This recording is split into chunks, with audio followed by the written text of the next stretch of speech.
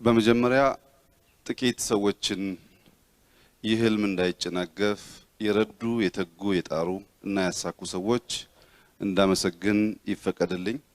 የመጀመሪያው ተመስጋኝ አቶ አማራ አምሳሉ የቀድሞ ኢትዮ ቴሌኮም ዋና ስራ አስፈጻሚ ለመጀመሪያ ጊዜ ሐሳቡን ካካፈልኳቸው በኋላ ይህን የምታዩትን ቦታ ከቴሌ ቆርጠው የሰጡ እሳቸው ስለሆኑ እሳቸውን ማመስገን እፈልጋለሁ። ሁለተኛ ጀነራል ሳሞራ ዩኑስ ሐሳቡ ከተጀመረ በኋላ በወቅቱ በነበረው ቢሮክራሲ በጣም ብዙ አስቸጋሪ ጉዳዮች ስለነበሩ ይህ ሐሳብ እንዲሳካ ከፍተኛ ጥረት ስላደረጉ ጀነራል ሳሞራንም ማመስገን እፈልጋለሁ። ሐሳቡ ፈር እየያዘ ከሄደ በኋላ ቅድም እንዳያችሁት ኢንጂነር መሰለ ኃይሌ፣ ኢንጂነር ኃይለ መስቀል፣ ኢንጂነር ዘካሪያስ ይህ ሐሳብ በሙያ ተደግፎ በዲዛይን እና ሚሳካ መሆኑን የነሱን ሙያዊ ድጋፍ በመጠቀም መንግስትን ለማሳመን እንደ ዲዛይን ኩባንያ ሳይሆን የራዕይ ተጋሪ ሆነው ከመጀመሪያው እስካሁን ድረስ ባለው የሥራ ሂደት ውስጥ ላደረጉት ከፍተኛ አስተዋጽኦ እነዚህን ሶስት ግለሰቦች በጋራ ማመስገን እፈልጋለሁ። በመጨረሻም ወይዘሮ ሙፈሪያት ካሚል፣ ዶክተር ሹመቴ፣ የኢንሳ ሰራተኞች በሙሉ ደከመን ሰለቸን ሳትሉ ሰርታችሁ ይህንን ቦታ ማሳካት የቻላችሁ ሰዎች፣ በገንዘባችሁ የደገፋችሁ፣ በእውቀት የደገፋችሁ፣ በሐሳብ የደገፋችሁ ሁላችሁንም እጅግ አድርጌ ማመስገን እፈልጋለሁ።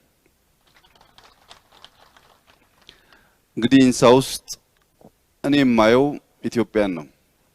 ለመጀመሪያ ጊዜ የኢንሳን ሐሳብ ወይም ኢንሳ ባይባልም አንድ በሳይበር ስፔስ የሚሰራ ተቋም ማቋቋም በሚመለከት የመጀመሪያው የራዕይ ተጋሪ እና ሐሳብ ያካፈልኩት ሰው ሃይላይ የሚባል አሁን የሰላም ሚኒስትር ዴታ ደቡብ አፍሪካ በትምህርት ባለንበት ወቅት አንዲት ክላስ ውስጥ በጋራ ስለምንተኛ ናኖቴክን ስመለከት ሲኤስአርን ስመለከት የተለያዩ ኩባንያዎችና የምርምር ተቋማትን ስመለከት ሀገራችን ውስጥ እንደዚህ አይነት ተቋም መፍጠር ይቻላል፣ መፍጠር አለብን የሚል ሐሳብ ሳጋራው ሞራሌን ጠብቆና ደግፎ የመጀመሪያዎቹን ወራት በብቸኝነት ሐሳቡን የተቀበለ ከሱም ጋር በመሆን የነበሩ ጓደኞቻችን እና አብርሃ ደስታ፣ ቴድሮስ በቀለ፣ ነተሾመ እና ኃይለአብ የሚባሉ ኢትዮጵያውያን ተማሪዎች ይህ ሐሳብ እንዲሳካ ከጅምሩ ጀምሮ ሐሳብ ተጋሪና ደጋፊ ስለነበሩ ከፍ ያለ ምስጋናና አድናቆቴን ልገልጽላቸው ፈልጋለሁ። ከነሱ በመቀጠል ኢትዮጵያ በመጣሁበት ወቅት ይህ ራዕይ ወደ መንግስት ደርሶ እንዳይጨናገፍ ጀነራል ሳሞራ ዩኑስ፣ አባዱላ ገመዳ እና ተፈራ ዋልዋ ከፍተኛውን ሚና ተጫውተዋል። እነዚህ ሶስት ሰዎች ሐሳቡን ሳጋራቸው በወቅቱ ለነበሩት ጠቅላይ ሚኒስትር ሐሳቡና ጽሁፎች እንዲደርሱ ያመቻቹ እና ሐሳቡ እንዲሳካ ከፍተኛ ድርሻ የነበራቸው ሰዎች ናቸው። ከነሱ በኋላ በመንግስት ጉዳዩ ተቀባይነት እንዳለው ከገባኝ በኋላ በአንድ ቀን ሐሳቡን ያካፈልኳቸው አሁንም በከፍተኛ አመራር ደረጃ ላይ ያሉ ሲሳይ ቶላ፣ አህመድ አምዛ፣ ከፍያለው ተፈራ፣ ተመስገን ጥሩነህ፣ ቅድም እንዳልኩት ሙላት ተክለ ብርሃን ወልደ አረጋይ እነዚህ የመጀመሪያው ቀን የኢንሳ ሐሳብ በመንግስት ተቀባይነት እንዳገኘና ሊሳካ እንደሚችል ያጋራዋቸው ጓደኞቼ ናቸው። እስከመጨረሻውም ኢንሳ እኔ ባስበውም በሚፈለገው ደረጃ እንዲሳካ ከኔ በላይ ከፍተኛውን ስራ የሰሩ የመጀመሪያ አባላት ናቸው። ለነዚህም ከፍ ያለ ምስጋና ማቅረብ እፈልጋለሁ። እንግዲህ ኢንሳ ሲጀመር ልክ አሁን ኢትዮጵያ ትበለጽጋለች እንደሚባለው ሁሉ የቅርብ ጓደኛ የሚመራን ሰው ሁሉም ሰው እንደ እብድ ወይም ደግሞ በምድር ላይ ያለውን ሁኔታ መገንዘብ እንደሚሳነው ሰው የማየት ችግር ነበር። ኢንሳ አፍሪካ ውስጥ ካሉ ተቋማት በሳይበር ስፔስ ቀዳሚ እንዲሆን ብለን ሐሳብ ስናነሳ የዛሬ 13 14 ዓመት አካባቢ ኢትዮጵያ ውስጥ ምንም አይነት የአይቲ ፖሊሲ ኢንተርኔት ፖሊሲ ወይም ደግሞ ቴሌኮም ራሱ የነበረው የሴልፎን አገልግሎት ከኦዲዮ ወደ ዳታ ያልተሸጋገረበት ኢንተርኔት የሚጠቀሙ ሰዎች በጣም እጅግ ቁጥራቸው ያነሰ እና በዋና ዋና ከተሞች ምናልባት በጥቂት ከተሞች ብቻ በተወሰነበት ጊዜ ስለነበረ ያን ራዕይ መቀበል ለብዙዎች ያስቸግር ነበር። ራዕዩ ተሳክቶ ተቋም ከተፈጠረ በኋላ ልክ አሁን እንደምንለው ከመደመር ውጪ ኢንሳን ማሳካት ስለማይቻል 26 ብሔር ብሔረሰቦች በአባልነት እንዲታቀፉበት ከእያንዳንዱ ብሔር በተቻለ መጠን የተማሩ ሰዎች ካገኘን በአዲስ አበባ ካጣን እስካሉበት መንደር ድረስ በመሄድ ለመሰብሰብ ተሞክሯል። በወቅቱም ማስታውሰው ከኮንሶ አካባቢ አባል መጨመር አለብን፣ ኢመዴ ኢትዮጵያዊ ተቋም መሆን አለበት ብለን ያገኘነው አንድ የኮንሶ አባል አሁን በከፍተኛ አመራርነት እያገለገለ ያለ ግለሰብ ነው። በወቅቱ 26 ብሔር ብሔረሰቦች ያሉበት ተቋም እንዲሆን የተፈለገበት ዋናው ምክንያት ዘመን መሻገር እንዲችል፣ ለትውልድ መሻገር እንዲችል፣ ከመንግስታት ጋር እንዳይጠፋ ከነበረን ፍላጎት የመነጨ ነው። ይሁንና በርከት ብሎ መታየት መብዛት የሚፈልጉ ኃይሎች በኋላ በጥሩ መልኩ ያልተቀበሉትና ይህንንም ጅማሮ ወደ ኋላ ለመመለስ ጥረት ያደረጉበት ሁኔታ ነበር። ራዕዩ ቅድም ለመግለጽ እንደተሞከረው በአፍሪካ ጠንከር ያለ ተቋም መፍጠር፣ ትልቅ ህልም ማለም፣ ያን ለማሳካት ደግሞ መረባረብ ነበር። ህልሙ ትልቅ መሆኑ ብቻ ሳይሆን በብዙዎች በቀላሉ ተቀባይነት የሚያገኝ ባለመሆኑ የነበረው ውጣ ውረድ አሁን ኢትዮጵያ ውስጥ ከምታዩት የሚለይ አይደለም። ሽኩቻው፣ ሐሜቱ፣ መገፋፋቱ በጣም በርካታ ችግሮች ነበሩ። ነገር ግን 2 ዓመት ተኩል ኢንሳ ከቆየ በኋላ በሶስተኛው ዓመት ላይ ሶፍትዌር ለጀርመን እና ለበርካታ አፍሪካ ሀገሮች ሽጠን የውጭ ምንዛሪ ማስገባት ስንጀምር የዛሬ 12 ዓመት አካባቢ የመጀመሪያዎቹን 4 ዩኤቪዎች ሰርተን ዲሞንስትሬት ማድረግ ስንችል ኢትዮጵያ ውስጥ በፋክስ ብቻ የነበረው የገንዘብ ልውውጥ በኢትዮጵያ ንግድ ባንክ አውቶሜት ማድረግ ስንችል በወቅቱ በኢገቨርንመንት አንድ አካል የሆነው ቢፒአርቢኤስ የሚባለውን አሰራር የመንግስትን አሰራር ለማቀላጠፍ አብዛኛውን የመንግስት ቢሮዎች አውቶሜት ስናደርግ በካሜራ ሲስተም አዲስ አበባን ከፊሉን የካሜራ ሲስተም መትከል ስንችል በኤምባሲዎቻችን ኢንክሪፕትድ የሆነ የኮሙኒኬሽን ስርዓት ለመዘርጋት በውጭ ጉዳይ ለመጀመሪያ ጊዜ ሴኩር ኮሙኒኬሽን መፍጠር ስንችል በመከላከያ፣ በቴሌኮም፣ በጠቅላይ ሚኒስትር ቢሮ በርካታ ስራዎች እየተሰሩ ሲሄዱ ትንሽ የማመንና የመደገፍ ዝንባሌ ሲፈጠር ኢንሳ ፌስቡክ በጋራጅ ተጀምሮ ዛሬ እጅግ የከበረ ሀብትና በቢሊዮን የሚቆጠር አባላት ያሉት እንደሆነ ሁሉ ኢንሳም ከመከላከያ በተዋሳቸው በጣም ጥቂት ቦታ ስራ የጀመረ ቢሆንም በኋላ ግን ሰፋ ያለ በሺ የሚቆጠር ሙያተኞች መያዝ የሚችል ህንፃ መገንባት አለብን የሚል ሐሳብ ሲጀመር ይህ አሁን አልቆ እንደምናስመርቀው ቀላል ጉዳይ አልነበረም። አንደኛ መንግስት ወደ ታች G-3 G-4 ገብቶ ፓርኪንግ ማሰራት የሚባል ነገር እንደ እብደት የሚታይበት በሺ የሚቆጠሩ ሙያተኞች ማቀፍ መያዝ የሚችል ማሰራት የሚችል ቦታ ብቻ ሳይሆን ከፍተኛ የዳታ ሴንተር ግንባታ ቦታ ያለው ለታለንትድ ወጣቶች ቦታ የሚያመቻች በኤግዚቢሽን መልክ ለሚገዙት ለሚጎበኙት ሰዎች ሐሳቡን በቀላሉ ማስተላለፍ የሚችል ለመማሪያ የሚሆን ለእንግዶች የሚሆን አርጎ ማሰብ በመንግስት ተቀባይነት ያለው አልነበረም። ሌክዠሪ አላስፈላጊ ተደርጎ የተወሰደ በመሆኑ በጣም ብዙ አታካች አድካሚ ሂደቶችን ከሄድን በኋላ ግንባታው ተፈቅዶ ስራው ተጀምሮ 1 ዓመት ሳይሞላው የበለጡ ችግሮች ኢንሳ ውስጥ እየተፈጠሩ ሲሄዱ ኢንሳን መልቀቅ ግድ ከሆነ በኋላ ቢያንስ በ5፣ 6፣ 7 ዓመት ገደማ በዚህ መንገድ እየነዳው ይህን ህንፃ ለማየት ለማዘን አልፎ አልፎም ለማንባት በጣም የሚያሳዝንና ልብ የሚሰብር ህልም አጨናጋፊ አድርጌ ወሰድኳቸውን እርምጃዎች በከፍተኛ ሐዘን እመለከት ነበር።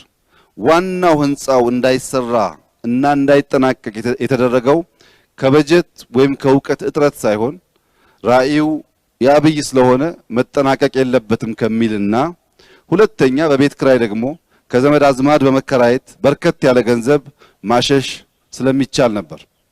ባለፉት 10-11 ዓመታት ኢንሳ ለ1 ቢሊየን የቀረበ ገንዘብ ወይም 1 ቢሊየን ብር ገደማ ለቤት ክራይ አወጥቷል። የዚህ ፕሮጀክት በወቅቱ የነበረው አጠቃላይ በጀት 300 ሚሊዮን ነበር። 1 ቢሊየን ብር አወጥቶ አሁን ባለቀበት ደረጃ እንኳን ቢታይ 50% የፕሮጀክቱን ዋጋ ለክራይ አውጥቷል። ለክራይ ለማውጣት በነበረው ፍላጎት ስራው እንዲጓተት የተደረገ ቢሆንም ዛሬ አልቆ ሲመረቅ ለማየት በመቻሌ ከፍተኛ ደስታ እና ክብር የተሰማኝ ብቻ ሳይሆን ልክ እንደ ኢንሳው ትልቅ ህልም በመሆኑ ትላልቅ ቻሌንጆች የገጠሙት ቢሆንም ልክ እንደ ኢንሳው የኢትዮጵያ ብልጽግና እውን ሆኖ ኢትዮጵያ ላቅ ያለችና ለአፍሪካ ተምሳሌት ሆና በጋራ የምናይበት ጊዜ እንደሚመጣ ሙሉ እምነት ሙሉ ተስፋ ይሆናል። ሌቭሉም ከፍ ያለ ሆኖ እንዳይ ስላደረገኝ ልክ እንደ ኢንሳ ኢትዮጵያ በልጽጋ አንድ ቀን በጋራ የምናይበትና ይህንን ቀን የምናስታውስበት ቀን ሩቅ እንደማይሆን ያለኝን ተስፋና እምነት ልገልጽላችሁ ፈልጋለሁ። እንግዲህ ሁላችሁም እንደምታውቁት በመጀመሪያው በሁለተኛውና በሶስተኛው ኢንዱስትሪያል ሪቮሉሽኖች የነበረው ዋናው ቤዝ መሬት የብስ የሚባለው መሬት ስፔስ ተብሎ የሚወሰደው ደግሞ ሰማይ እና ሌኮች፣ ወንዞች፣ ኦሽኖች አጠቃላይ ውሃ ላይ መሬት ላይና ሰማይ ላይ የሚሰሩ ነበሩ። አውሮፕላን ሰማይ ላይ ይበራል፣ መኪና መሬት ላይ ይሄዳል፣ የእርሻ መሳሪያዎች በመሬት ላይ ይሰራሉ። አብዛኛው ነገር ከሶስቱ የተፈጥሮ ስፔሶች የዘለለ አልነበረም። የሳይበር ስፔስ የምንለው እስካሁን ከነበሩ ሪቮሉሽኖች የሚለየው ፎርዝ ኢንዱስትሪያል ሪቮሉሽን የሚባለው ዋናው ልዩነት የራሱ ስፔስ መፍጠሩ ነው። የፈጠረው ስፔስ ምድር ሰማይና ውሃ ላይ ያልተወሰነ ግን በክላውድ ሲስተም ሰዎችን በርቀት የሚያገናኝ ሁሉንም የህይወት ነገሮች የሚነካ እስካሁን ከተሰሩት ነገሮች ሁሉ የላቀ እና በአጠረ ጊዜ ውስጥም ከፍተኛ ሀብት የፈጠረ ነው። የሳይበር ስፔስ በጥቅሉ በአሁኑ ጊዜ በዓለም ላይ ካለው አጠቃላይ ህዝብ ከ50% በላይ ይጠቀምበታል። ከአንድ ዓመት ከሁለት ዓመት በኋላ 65% ገደማ እንደሚደርስ ይገመታል። አሁን ባለው ሁኔታ በዓለም ላይ ካለው ሀብት 1/4ኛው የሚዘዋወረው በዚህኛው ኢንዱስትሪ ነው። ከተፈጠረ በጣም ጥቂት ጊዜ የሆነው ቢሆንም አብዛኛውን ሀብት የያዘው ይህ የሳይበር ስፔስ የሚባለው ወይም አይቲን ጨምሮ አጠቃላይ በዚህ ዙሪያ ያሉ እንቅስቃሴዎች ናቸው። ዓለም ላይ ካሉ 10 ትላልቅ ኩባንያዎች 7 ወይ 8ቱ በዚህ በአይቲ ላይ የሚንቀሳቀሱ ናቸው። ዓለም ላይ ካሉ 10 ትላልቅ ሀብታሞች ቢያንስ 6ቱ በዚህ አውድ ውስጥ የሚሰሩ ናቸው። ለመጀመሪያ ጊዜ የዓለም ሀብት የመጀመሪያውን ትሪሊየን ሲሻገርም የተሻገረው አማዞን የዚህ ስፔስ ተጠቃሚ ነው። ይህን ቴክኖሎጂ ይህንን ሪቮሉሽን ከሌሎቹ ሪቮሉሽኖች የሚለየው በአጠረ ጊዜ ውስጥ ከፍተኛ ሀብት መሰብሰብ የቻለ የባንክ ኢንዱስትሪ፣ አጠቃላይ ፋይናንሻል ኢንዱስትሪ፣ አግሪካልቸር፣ የኤር ቴክኖሎጂዎችን፣ መኪናዎችን፣ ቢሮዎችን እያንዳንዱ እንቅስቃሴ ሚዲያን ጨምሮ መቆጣጠር የቻለ ነው። ባለፉት 2 ዓመታት የተመረተው የኢንፎርሜሽን ወይም የዳታ ክምችት ምድር ከተፈጠረች ጀምሮ ከተፈጠረው ይበልጣል። ባለፉት 2 ዓመታት ብቻ አሁን ዓለም ላይ ያለው 90% ዳታ ተመርቷል። ይህ የሚያሳየው ወደፊት የዳታ የኢንፎርሜሽን ዘመን ይመጣል የተባለው የሚጨበጥ የሚዳሰስ የሚታይ የሆነና ኢትዮጵያም ከዚህ አንጻር ወደ ኋላ እንዳትቀር ይህ ተቋም ከፍተኛ ድርሻ ሊጫወት እንደሚችል አመላካች ነው። የተከበራችሁ የኢንሳ አባላት እንደዚህ አይነት አዲስ ዕውቀት ከመተጋገዝ፣ ከመደጋገፍ፣ ከመተባበር ውጪ ሊሳካ አይችልም። እንደዚህ አይነት አዳዲስ ነገር የመፍጠር ስራ ቅዳሜና እሁድን ካለመትጋት፣ ማታ ቢሮ ካለማደር እንዲሁ በከንቱ ሊሳካ አይችልም። መተባበር አለባችሁ፣ መደጋገፍ አለባችሁ። የኢትዮጵያ የመጀመሪያው በከፍተኛ ሀብት የሚጠቀሱ ተቋማት ባለቤቶችና ግለሰቦች ከኢንሳ ውስጥ የሚፈጠሩ መሆን አለባቸው። ኢንሳም ባለብሩህ አእምሮ ሰዎች መሰብሰብ ብቻ ሳይሆን ብቃታቸውን ካለመገደብ እነዚህ ሰዎች የራሳቸው ኩባንያ ኖሯቸው ሀብታም መሆን እንዲችሉና ኢትዮጵያን መርዳት እንዲችሉ የሚያመቻች ተቋም መሆን አለበት። አሁን በአፍሪካ ውስጥ እስካሁን ባለን ዕውቀት በነበርንበት ደቡብ አፍሪካ ጨምሮ የኢንሳን ተቋም የሚያክል የተሟላ ኮምፓውንድ በርካታ ሰዎች መያዝ የሚችል ፋሲሊቲ ያለው ተቋም የለም። አፍሪካ ውስጥ ደቡብ አፍሪካ የነበሩ ተቋማት የተበተኑ ናቸው። በአራት አምስት ስድስት ተቋማት የተበተኑ ናቸው። ሰብሰብ ብሎ ሁሉን ስራ መስራት የሚችል በዚህ ደረጃ አፍሪካ ውስጥ እስካሁን የለም። ኢንሳ በዚህ ከተኩራራ እንዳረጁ ተቋሞቻችን ያረጃል። ሩጫው፣ ፍጥነቱ፣ ውድድሩ መቆም መተኛት የማይፈልግ መሆኑ ገብቶት ከሰራ ግን በርካታ ሀብት ሊያመጣ ይችላል። እንደተባለውም እያንዳንዱን ሰው፣ እያንዳንዱን ቤት፣ እያንዳንዱን ኩባንያ እየፈተነ ያለውን የሳይበር ጥቃት ለመከላከል የሚያስችል ብቃት መፍጠር ይችላል። በዚህ ዓመት ብቻ በሳይበር ጥቃት ከ2 ትሪሊየን ዶላር በላይ ጥፋት ደርሷል። የሳይበር ጥቃት በዓለም ላይ እንደምንሰማው ብቻ ሳይሆን ኢትዮጵያ ላይም ከፍተኛ ሙከራዎች ተደርገዋል። ዛሬ ከሳይበር ጥቃት ውጭ ነኝ ብሎ ማሰብ የሚችል ግለሰብ የለም። ከዚህ ቀደም በርካታ ሶፍትዌሮች እና ሃርድዌሮች በመጫን የሚሰራው የቨርቹዋል ሃኪንግ ወይም አታክ ስርዓት ወደ ዜሮ ክሊክ ተቀይሯል። ስልካችሁን አስቀምጣችሁ ምንም ነገር ሳትሰሩ ምንም ነገር ሳታደርጉ ስልክ ውስጥ ያለውን ዳታ መውሰድ የሚያስችል ሳትነጋገሩበት ሳትከፍቱ ስልካችሁን አስቀምጣችሁ እናንተ ሳታውቁ ስፒከሩን በመክፈት የምትነጋገሩትን ነገር መስማት የሚያስችል ቴክኖሎጂ ተፈጥረዋል። እያንዳንዱ ሰው ከዚህ ጥቃት ነፃ መሆን የማይችልበት ደረጃ ስለደረስን እንደ ግለሰብ፣ እንደ ቤተሰብ፣ እንደ ካምፓኒ፣ እንደ ሀገር ከዚህ ጥቃት ራሳችንን መከላከል እንድንችል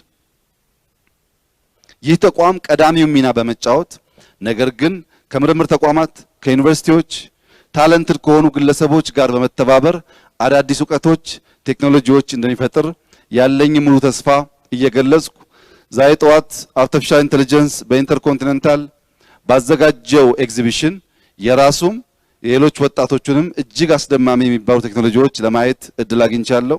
ምናልባት ኤግዚቢሽኑ ነገም ስለሚቀጥል እዚህ ያላችሁ ሰዎች ኢትዮጵያውያን ወጣቶች ምን እየሰሩ እንደሆነ ለማወቅ ኢንተርኮንቲኔንታል የ1 ሰዓት የ2 ሰዓት ቆይታ ብታረጉ በርካታ ዕውቀት ስለሚገኝበት አርቲፊሻል ኢንተለጀንስ፣ ኢመዴም፣ ፋይናንሻል ኢንተለጀንስ ሌሎችም በምርምር ስራ ያላችሁ ተቋማት ሳትበታተኑ ውስን ሀብታችንና ዕውቀታችንን ደምራችሁ ኢትዮጵያን በዚህ ረገድ የምትወዳደር አገር እንድታደርጓት በታላቅ አክብሮት እና ትህትና እየጠየቅኩ ለመላው ኢትዮጵያ ሕዝብ ተቋም የመፍጠር ዘመን ተሻጋሪ ለትውልድ የሚሻገር ተቋም የመስራት ጅማሮ ዛሬ በኢንሳ ምርቃት ያየነውን በጥቂት ሳምንታት ውስጥ ከአፍሪካ እጅግ ግዙፍ የሆነውን ማራኪ የሆነውን ለመላው የጥቁር ሕዝቦች እንደ ኩራት የሚታየውን የዲፌንስ ሄድኳርተር የምናስመርቅ ይሆናል። ይህ የዲፌንስ ሄድኳርተር በብዙ ሀገራት ካየናቸው በብዙ መልኩ የላቀ ቴክኖሎጂካል አቅም ያለው ኢትዮጵያን ከየትኛውም ጠላት ለመከላከልና ለማስቀጠል የሚያስችል ዝግጅት ለማድረግ መሰረት የሚሆን እጅግ የሚያኮራ ስራ በመሆኑ ዛሬ ያላችሁ እንግዶች ምናልባት በምርቃቱ ቀን ወይም ከዛ በኋላ በሚኖረው የጉብኝት ጊዜ በማየት የተቋማት ግንባታ ጅማሯችን በኢትዮጵያ አየር መንገድ፣ በኢንፎርሜሽን መረብ ደህንነት ኤጀንሲ፣ በመከላከያ እንዲሁም በከንቲባ ኦፊስ ከዚያ ውጭም በሚሰሩ ፕሮጀክቶች ተቋማት የመገንባት ስራ ፈር የያዘ መሆኑን ማስፋት፣ ማጠናከር፣ ማላቅ እንደሚያስፈልግ በአእምሮ መቆጠብ አንችልም ብሎ መታሰር ሳይሆን አርቆና አስፍቶ ማሰብ እንደሚያስፈልግ አርቀን ባሰብን ቁጥር ግን ቻሌንጁም የዚያኑ ልክ የሚሰፋና የሚጠነክር መሆኑን መገንዘብና በትብብር መንፈስ መስራት ያስፈልጋል። ኢትዮጵያን በሚመለከት ልክ እንደ ኢንሳ ትልቅ ህልም አልማለች። መበልጸግ መለወጥ ትፈልጋለች። ይህንን ብልጽግና የሚገዳደሩ ኃይሎች ከሩቅ አይመጡም። ኢንሳ ህንፃው እንዳያልቅ፣ የብሔር ብሔረሰቦች ተቋም እንዳይሆን፣ ብቃት ያላቸው ሰዎች እንዳይፈጥር፣ የተሻለ ብቃት ያላቸው የግል ሀብታቸውን ፈጥረው ተባባሪ ኩባንያ እንዳይሆኑ ያደረገው ሌላ ሰው ሳይሆን በኢንሳ ውስጥ የነበሩ አባላት ናቸው።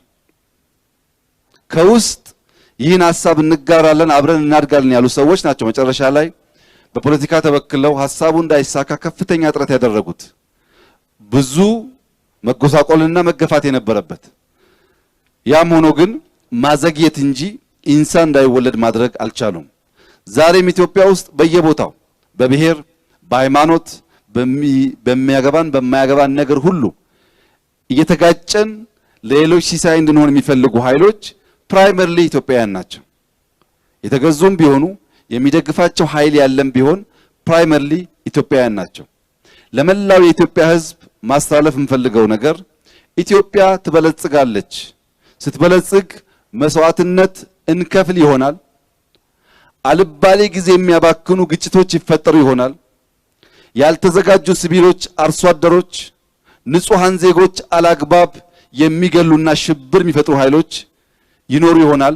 እነዚህን ሁሉ አሸንፈን የኢትዮጵያን የግዛት አንድነትና ብልጽግና ግን እናረጋግጣለን።